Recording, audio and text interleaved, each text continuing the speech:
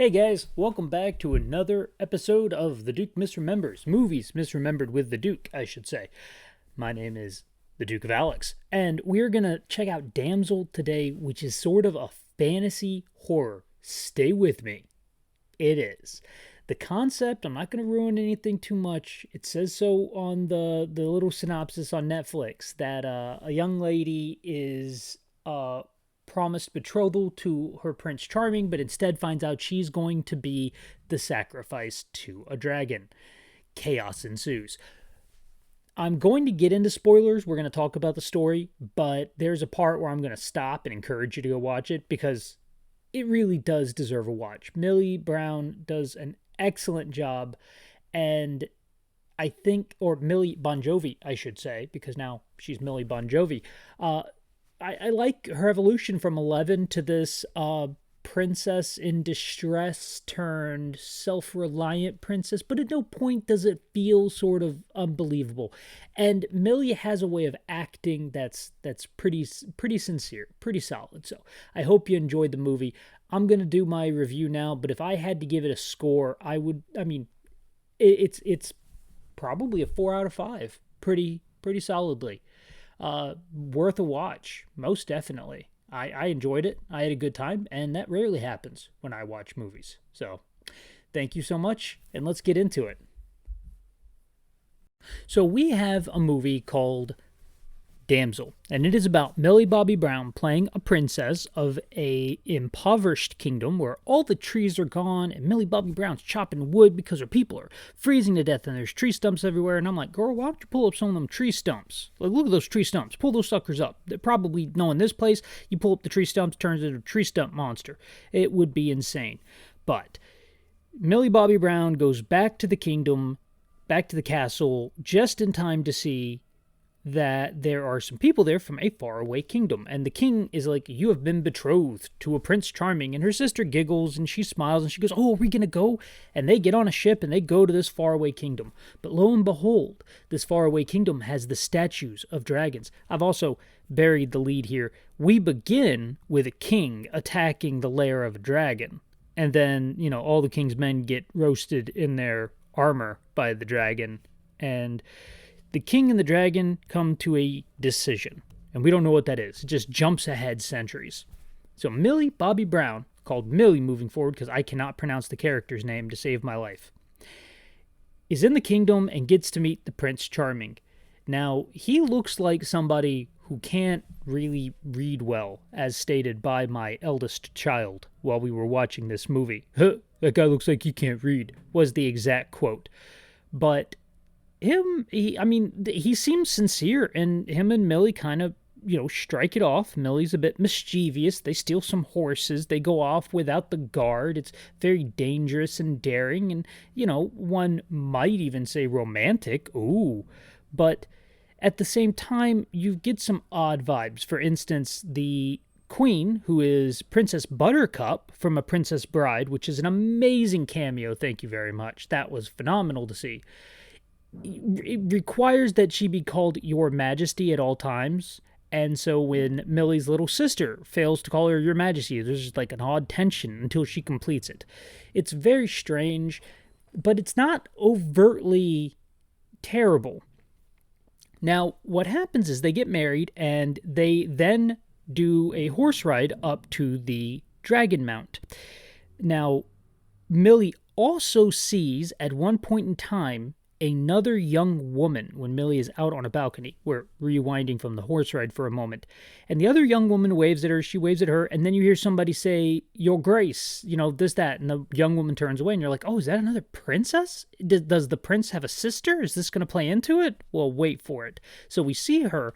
Then the next day, Millie gets married, and they do a huge show of putting Millie in her dress. And I think it's to show you just how many layers there are to this dress, because the dress is kind of a character in and of itself, which is fascinating. And this entire character study, I know we have the damsel in distress, Millie, but the whole movie is going to almost heavy-handedly turn that on its head. But at the same time, I think it's well earned, and I love it. So there's that. I mean, I absolutely adored this movie. I might actually buy the Blu-ray. That would be very cool to add to my collection. So Millie and Prince Charming get married in the castle. It's a big sandstone castle. There's lots of spires for no good reason. Then they hop a horse ride over to the Dragon Mount. Well, when they get there, they go into the main chamber, and it's this big chamber, and the entire court from the kingdom is there wearing golden masks. Ooh, that's creepy.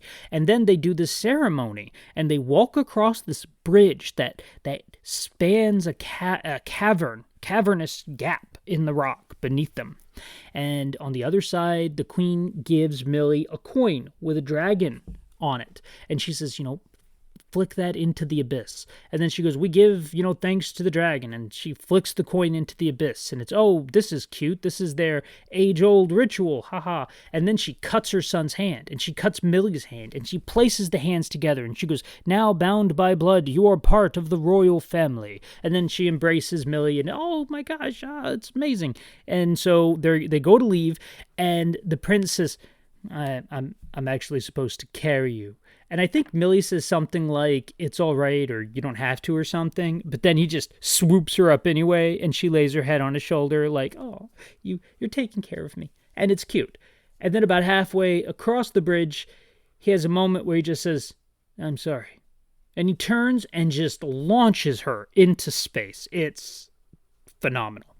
She falls perhaps far too much of a space to walk away from, and lands on moss-covered rocks. And apparently the moss is super springy, so it breaks her fall, and she doesn't break all the bones in her body. And she's trying to figure out what just happened. And we're trying to figure that out too. Like, she's been thrown down there. We don't know why. And she's upset. A tree broke her fall. There's a tree there. And then she's exploring around and she sees something flaming darting around. And she goes towards it and finds a bird. A flaming bird. And she's like, oh, you poor thing. And then this screeching happens. And you see an entire flock of flaming birds burst through a crack in the wall and fly around the cavern in horrible pain. They are completely chaotic. They are darting to and fro. It's insane. And if you are at all interested, at that point in time, I stopped and this movie had my attention. Before it had my interest. I was interested, but I wasn't paying attention. Then, I see a flock of flaming birds, and I'm like, done. Also, they use the word undulating in the audio description like 10 times. I suggest turning it on, and every time you hear undulating, take a shot. It's a fantastic drinking game. That is not legal advice. But anyway, I digress. The birds are amazing. If this sounds at all interesting to you, please stop it here. Go watch the movie. Great movie. It's a good movie. You're not going to waste your time. I liked it. But for those that are going to stick around, we will continue. So, Millie sees all the flaming birds, and then we have the dragon. Millie, of course, is running from the dragon, who calls her little bird, and the dragon speaks with a female's voice. The female, I forget the name of the actress, but I believe she's Middle Eastern, and her voice is very distinct and gravelly. It's phenomenal. Matches very well with the dragon. Although I wasn't wishing a few times that the dragon could become human, because some fantasy stories allow that. This is not one of those. The dragon is a dragon. It speaks with a human voice, though. And, for as far as a creepy creature goes, it's very well done. I enjoyed it, the dragon's use of tail, and it's good stuff. It's good stuff. So the dragon chases Millie, and Millie gets horribly burned on her leg, and she falls down this pit. There's a lot of falling and a lot of dark, cavernous spaces, so forgive me. I am not going to be very good geographically describing this film, but we'll just hit the beat-for-beat sections. She finds a pool of water, and she drinks the water, but the water's covered in algae. Ick.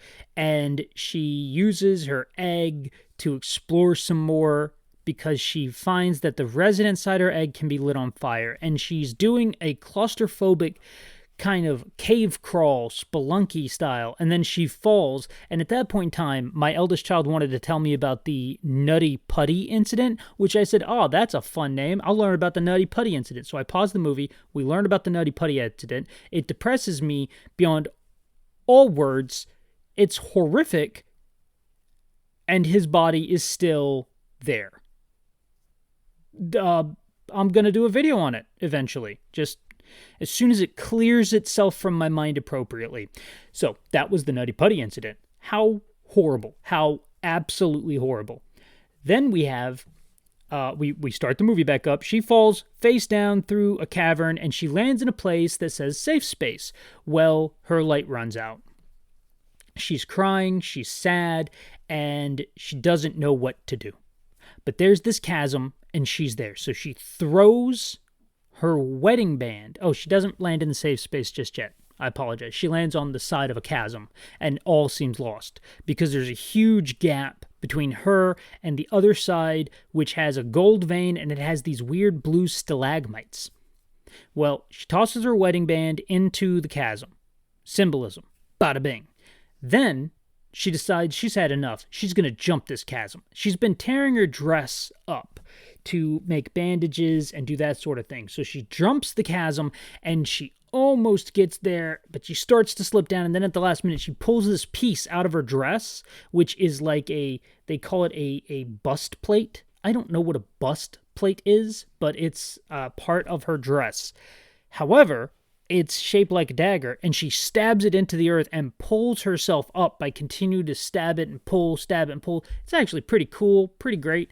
I don't know how they explain that she has the upper body strength for this, but at the same time, I mean, she's the kind of princess who goes out and chops wood all day, and seemingly quite a bit of it, so cool. However, somebody should tell her, you can chop the wood back at the castle. You don't have to chop it out there. You can chop it over here. I don't know.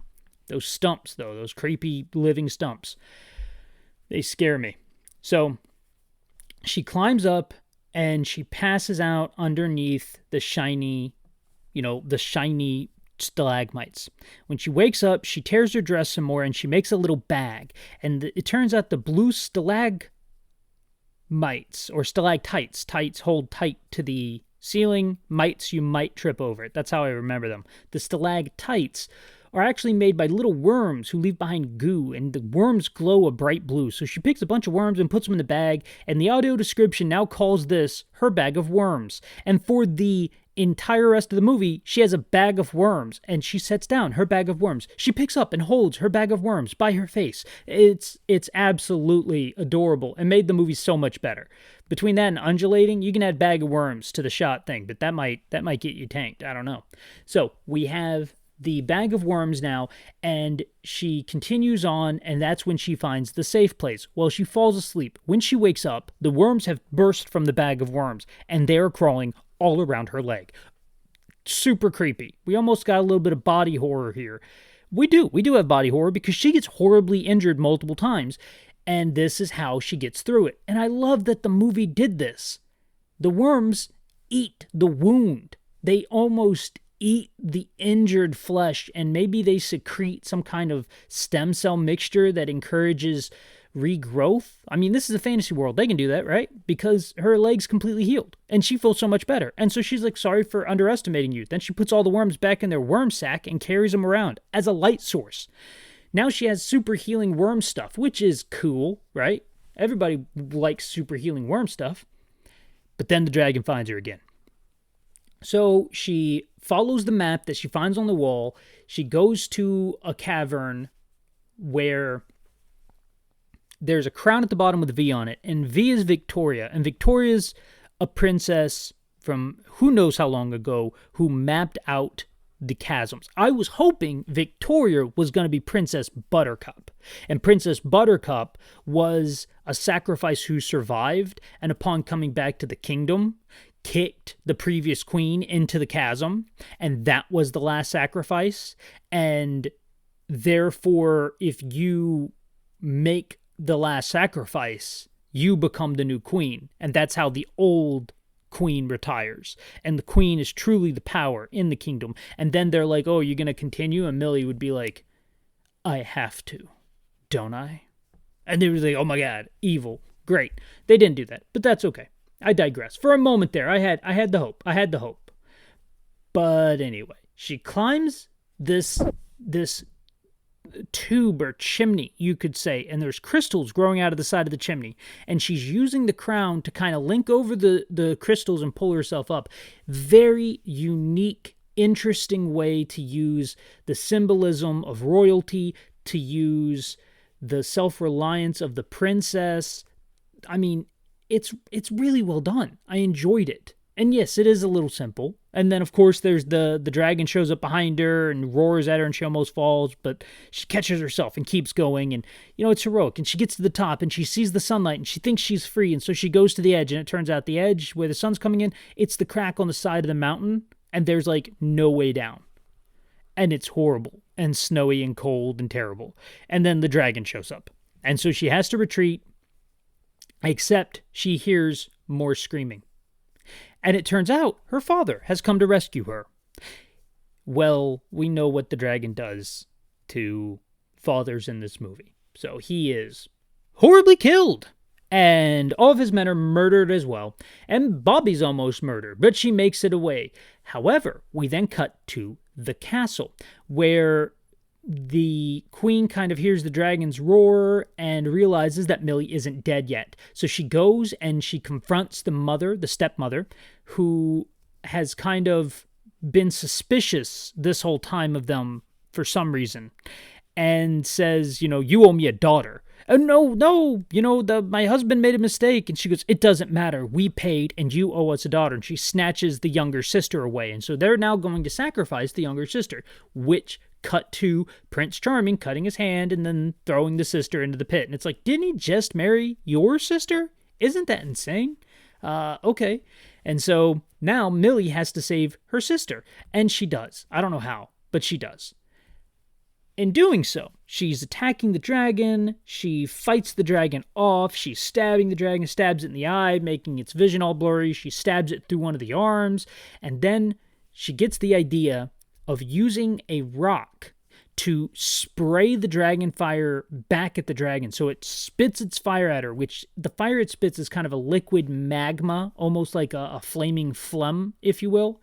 And when it spits it at the rock, it splashes back onto the dragon, putting the dragon down. Finally, Millie goes up and the dragon's like, go ahead and kill me. And Millie's like, no, you've been lied to. I've been lied to. We've both been lied to. And she shows the dragon her harmed hand. A plot hole. Why didn't the worms eat the dead skin on her hand? I don't know. I mean, she got that goo on her hand, and it supposedly just heals you. So that's interesting. But anyway, maybe it scarred over because it was significant to her, or so the movie could happen. Thanks. I'll get off your back about that. Wow. I'm not good at that, guys. Wow. But anyway, the main kick is that the dragon had 3 young dragonettes, and the old king, who was shown at the very beginning of the movie, actually showed up and murdered the dragon's babies before the dragon murdered all the knights. And we're supposed to feel bad about this. And the dragon was like, they attacked me, I did not attack them. And it's like, you're a horrible winged creature with a lot of sharp teeth and claws and stuff. Maybe they weren't waiting for you to attack them. Maybe they were hoping you'd die of old age because you shouldn't even be alive or physically able to fly. And they just killed your younglings because they were like little raptor children, I don't know. I didn't feel bad about it, but maybe I'm the monster. Let me know in the comments. So anyway, the dragon explains this to her. She explains that they've been tricking the dragon this whole time, and the dragon is pissed. So then we go to the 3rd royal wedding. Remember, there were 3 princesses. Oh, yeah, I forgot to mention that girl we saw earlier in the movie that she smiled at from balcony to balcony. She found her dead down there in the chasm, all burned up. So she was murdered. That was the first princess. Millie's the second princess. Now there's a 3rd princess. So Millie shows up and Millie says, you need to leave. You don't know what they're going to do to you. And the 3rd princess leaves once this crazy lady wearing soot black mini skirt shows up with, burnt hair and stuff.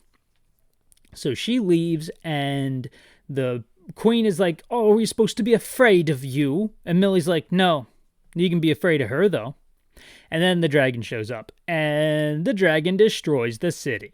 Well, it also destroys the royal family, including Henry, the Prince Charming. So there's no redemption for that guy, which is super awesome, because there shouldn't be, because he was in on it and he was horrible. Even though he didn't want to do it. He was like, "Mother, I can't keep doing this." And she's like, "You will." And it's craziness. Oh, I think she's the one, actually, the mother's the one who throws the younger sister into the cavern. It's pretty brutal. Princess Buttercup has come a long way, hasn't she? Well, the movie ends with Millie loading the ship with supplies because this kingdom is super wealthy and rich. And she tells her stepmother, but she calls her mother, that she's going home and the mother can, run the kingdom in her stead while she's gone. And she boards the ship and she's sailing on home back to the impoverished kingdom, except this time she has a dragon, which is pretty cool because I was hoping they were going to do it where she was going to go find another dragon because this dragon thinks it's the last of its kind. And I wouldn't mind a damsel too, to be completely honest with you, with like an evil warlord who's taken over her kingdom while she's away, and the dragon has to help her rally the citizens and take back what's hers, so to speak. But if this sounds at all minorly interesting, I'd check it out. It's a pretty great watch. Now, back to me. Bye, y'all.